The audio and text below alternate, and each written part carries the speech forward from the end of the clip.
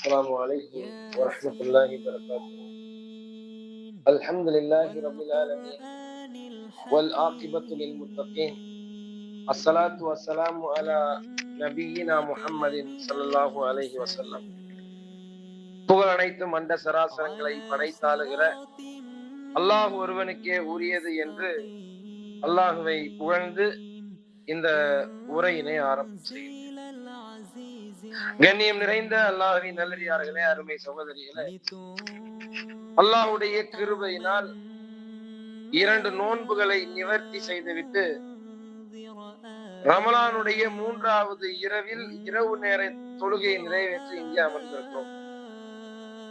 என்னுடைய உரைக்கு செல்வதற்கு முன்னால் ஒரே ஒரு கேள்வியை கேட்டுவிட்டு இந்த உரையை துவங்குவது பொருத்தமானதாக இருக்கும் என்று நினைக்கிறேன். நபிகள் நாயகம் ஸல்லல்லாஹு அலைஹி வஸல்லம் அவர்கள் இந்த உலகத்தை பற்றி நிறைய வர்ணித்திருக்கிறார்கள். மறுமை வாழ்க்கையை பற்றி ஏகப்பட்ட செய்திகளை சொல்லியிருக்கிறார்கள். ஒரு முஸ்லிம் மூமினுடைய அடிப்படை உணர்வே இறை அச்சத்தில் தான் இருக்கிறது என்று இறை அச்சத்தை பற்றி புகழ்ந்திருக்கிறார்கள்.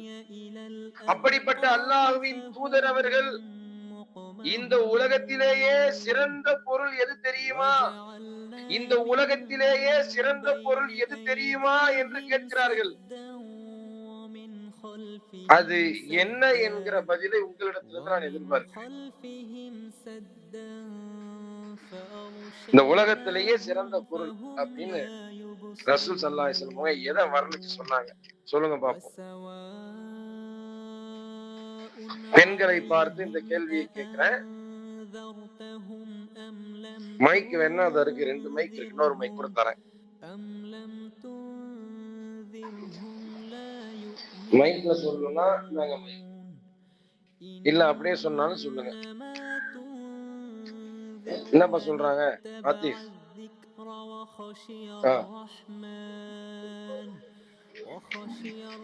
இந்த உலகத்திலேயே சிறந்த பொருள் அப்படின்னு ரசூல் ஸல்லல்லாஹு அலைஹி வஸல்லம் ஒரு விஷயத்த சொல்றாங்க. அது எதை பத்தி சொன்னாங்க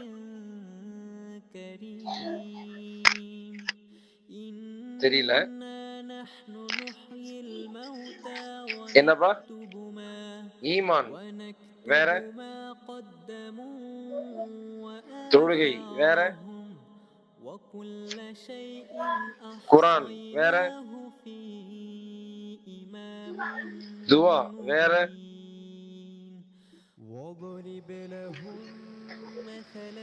இந்த கேள்வியை பெண்களிடத்தில் கேட்பதற்கு ஒரு காரணம் இருக்கு.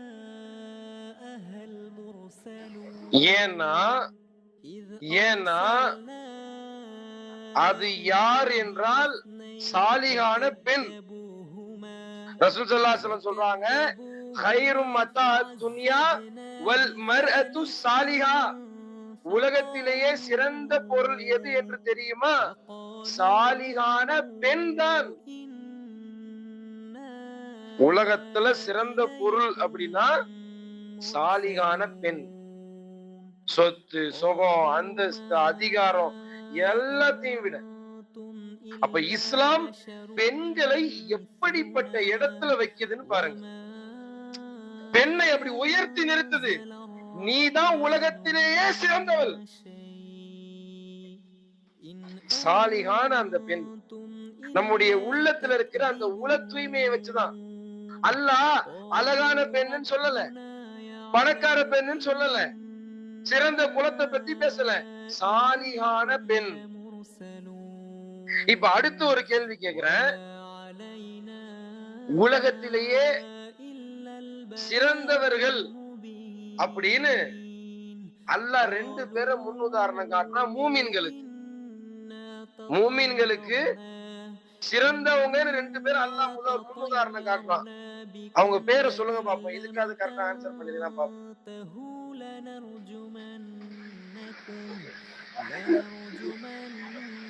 ஆஹா, கேள்வி புரியலையா? விடை தெரியலையா?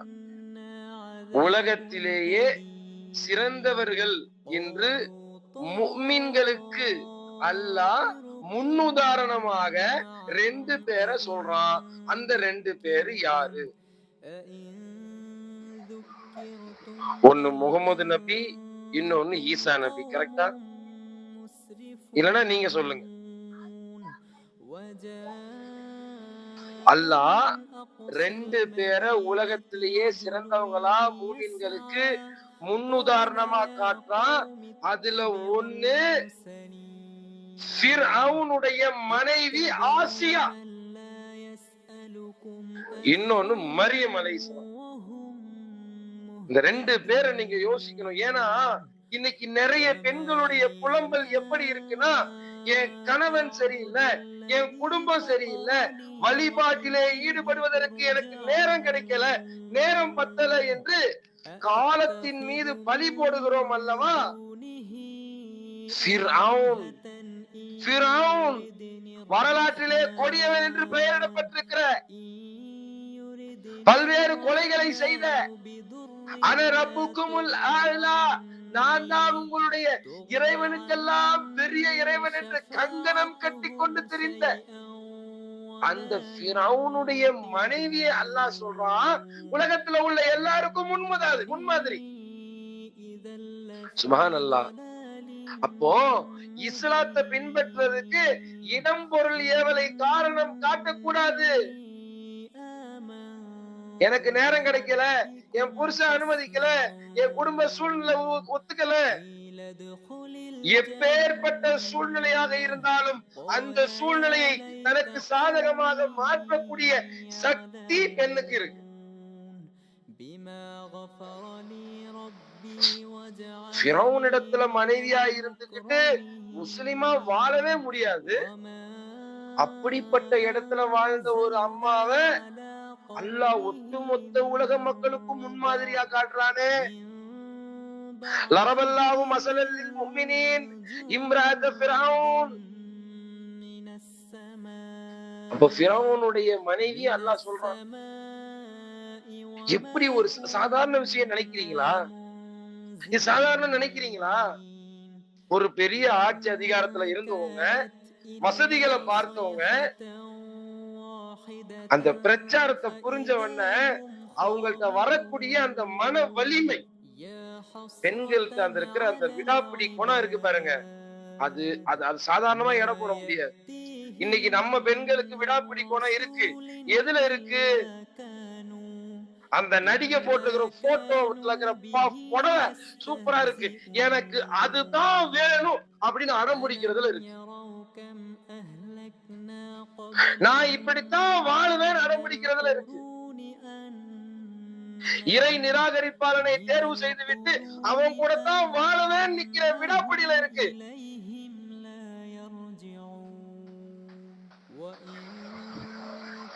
உலக வாழ்க்கையில் கிடைக்கிற பொருட்கள் மீது நாம இவ்வளவு அகங்காரம் கொள்றோம், விடாப்பிடி கொள்றோம். ஆனா மார்க்க விஷயம், இந்த பிடிமானம் மார்க்க விஷயத்துல பெண்களுக்கு வந்தால் அந்த ஈமானுடைய உறுதி இருக்கு பாருங்க, அதனுடைய சுவையே வேற. அது உங்க கணவனை மாற்றிவிடும், ஆண்களை மாற்றிவிடும், குடும்பத்தை நல்ல நிலையில உருவாக்கிறோம். இந்த உலகத்துல கஷ்டப்பட்டா கூட உங்க குடும்பத்தை மறுமையில நீங்க வெற்றி பெற வச்சிடலாம். உங்க பிள்ளைக்கு காசு இருக்கலாம், பணம் இருக்கலாம், அந்தஸ்து கொடுத்திருக்கலாம், அதிகாரத்தை கொடுத்திருக்கலாம், ஆனா இறை அச்சத்தை கொடுக்கிறது பெண்களிடத்துலதான் இருக்கு. நீங்க நினைச்சாதான் முடியும். அதனாலதான் அல்லாஹ் உலகத்துல சிறந்த உதாரணமா காட்டு, உலகத்திலே ஒரு சிறந்த பொருள் ரசூலுல்லாஹ் சொல்றாங்க பெண்ணு. உலகத்துல உள்ள எல்லாருக்கும் சிறந்த உதாரணமா அல்லாஹ் காட்டுற 2 பேரும் பெண். எப்படிப்பட்ட ஒரு கொடுமையான ஒரு அரசன்! வலவு சல்லிபன்னகும் ஃபீ ஜுதுஇன் நஹ்ல், பேரிச்சம்பழம் மட்டையில உங்களை அறைவேன் அவன். யார மூசா நபியுடைய கொள்கையை ஏத்துக்கிட்டீங்களோ, அல்லாஹ்வை நம்புறீங்களோ, அவங்கள மாறு கால் மாறு கை வாங்குவேன்.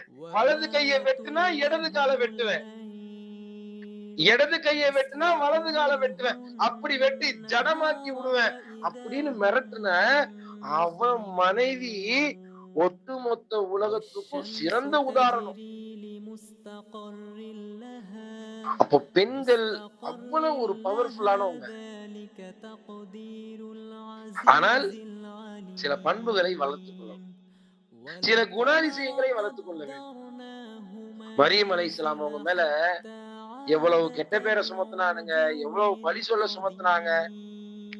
ஒரு பெண்ணால தாங்க முடியாத வார்த்தைகளை எல்லாம் தாங்கிட்டு அந்த அம்மா எப்படி இறையச்சத்தோட வாழ்ந்தாங்க. சுப்ஹானல்லாஹ்.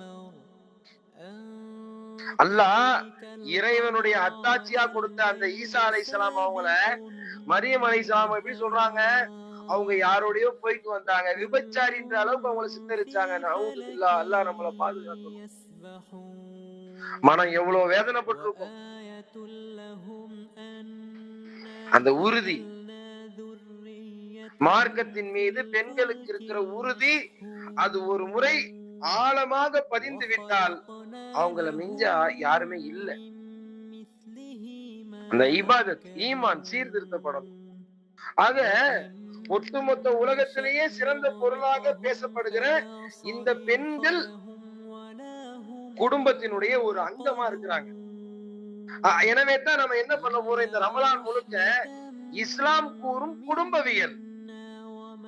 ஒரு பெண் என்னென்ன பொறுப்புகளை சுமந்திருக்கிறாள், அவள்கிட்ட என்ன நல்ல குணம் இருக்கு, என்ன கெட்ட குணம் இருக்கு, கெட்ட குணத்திலிருந்து எப்படி வெளியே வரணும், என்ன மாதிரியான குணாதிசயங்களை அமைத்துக் கொள்ள வேண்டும் என்பன போன்ற விஷயங்களுக்கு இஸ்லாம் கூறுகிற சில வழிமுறைகளை நம்ம பார்க்க போறோம்.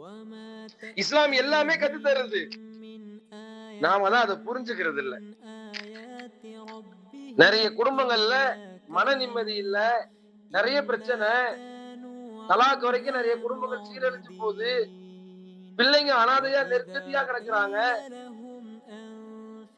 ஒரு முதல் தாரத்துல தாயத்துல இருந்து கிடைக்கிற அன்பு பாசம் உங்க பிள்ளைங்களுக்கு நீங்க இல்லைன்னா கிடைச்சிருமா?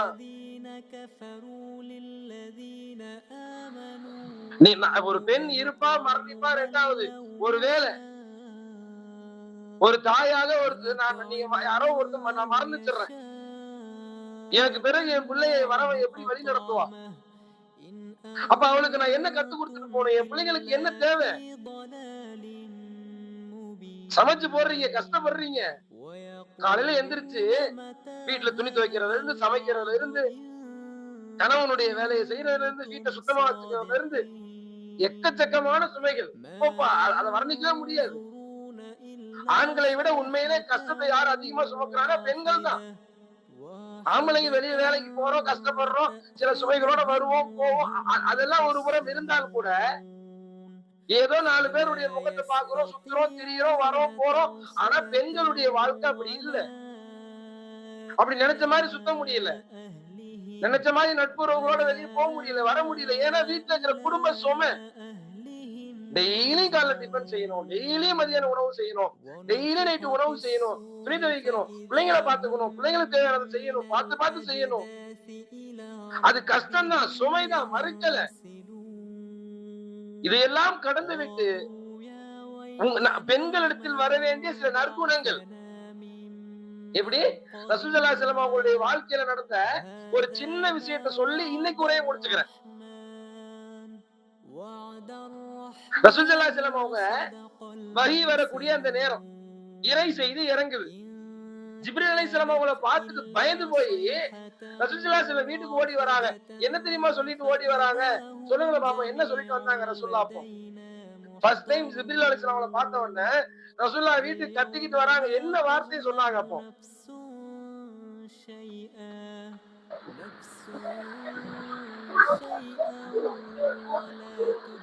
அதான், என்ன போத்தி விடுங்க, போத்தி விடுங்க, ஜமீலூனி ஜமீலூனி ஜமீலூனி.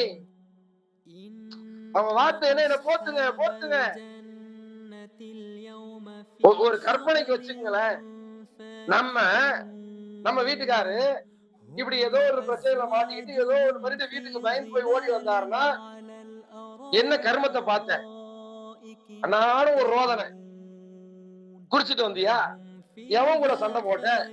என்ன வம்ப வளர்த்துட்டு வந்த? ஒண்ணு எதிர்த்து பேசுற மனைவியா இருந்தா கண்ட மேனைக்கு பேச்சு கண்ணா அப்படின்னா திட்டி விட்டுருவோம். சில பெண்களால பேச முடியாது, மௌனமா இருப்பாங்க. அவங்க என்ன பண்ணுவாங்க? அவனுக்கு என்ன தேவை வச்சுட்டா இந்த போத்திக்கோ போ.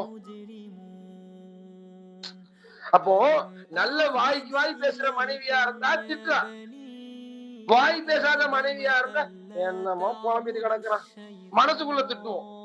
ஆக மொத்தம் திட்டுறது கன்ஃபார்ம், வெளிப்படையாவா மனசுக்குள்ளையாவா அதுதான் எனக்கு டிஃபரெண்ட். ஆனா இங்க கதீஜா ரலியல்லாஹு அன்ஹா என்ன பண்றாங்க தெரியுமா?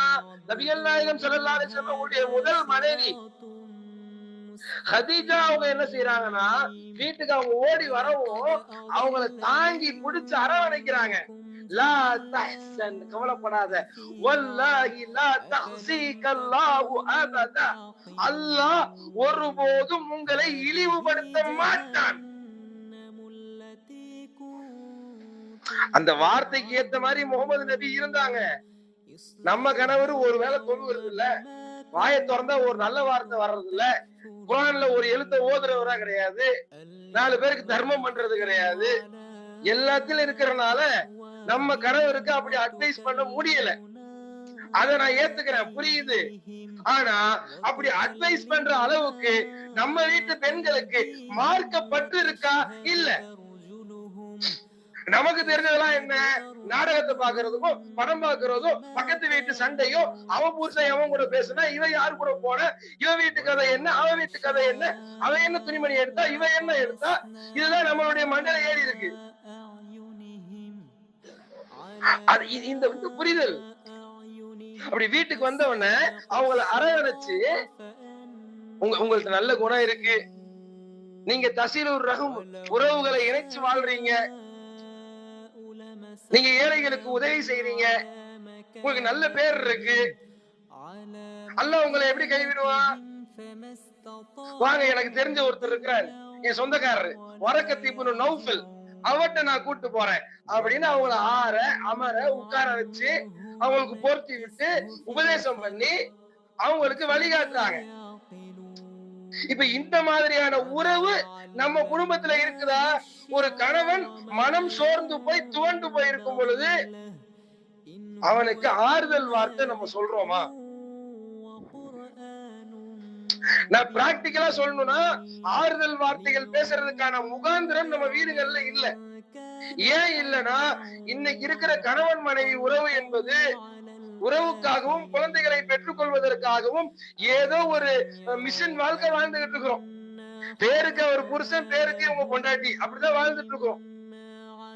உண்மையாகவே அன்பு, பாசம், பரஸ்பரம், இணைப்பு, பிணைப்பு என்பது எதுவென்றால், என் கணவன் சொர்க்கம் செல்ல வேண்டும், அதற்கு நான் காரணமாக இருக்க வேண்டும், என் மனைவி சொர்க்கம் செல்ல வேண்டும், அதற்கான வாய்ப்புகளை நான் உருவாக்க வேண்டும். இந்த உணர்வு நமக்கு வரணும். அப்ப இதற்கு தடையா இருக்கக்கூடிய புரிதல்கள் என்ன? சில சைத்தானுடைய குணாதிசயங்கள், சைத்தானுடைய கெட்ட எண்ணங்கள். அந்த எண்ணங்கள் என்ன?